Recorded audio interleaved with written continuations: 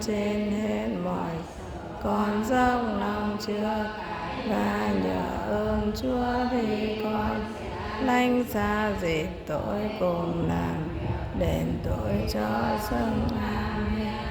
Này Cha hằng yêu, con xin dâng lên Cha mình và máu, linh hồn và thần tinh của rất yêu dấu Cha là Đức Giêsu Kitô.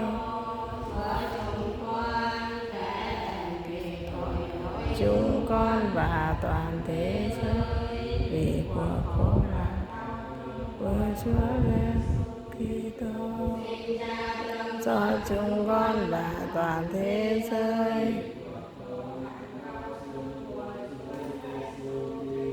xin Cha thương chúng con và toàn thế giới.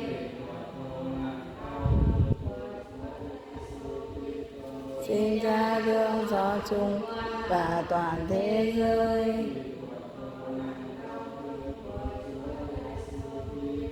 Xin Cha thương cho chúng con và thế giới.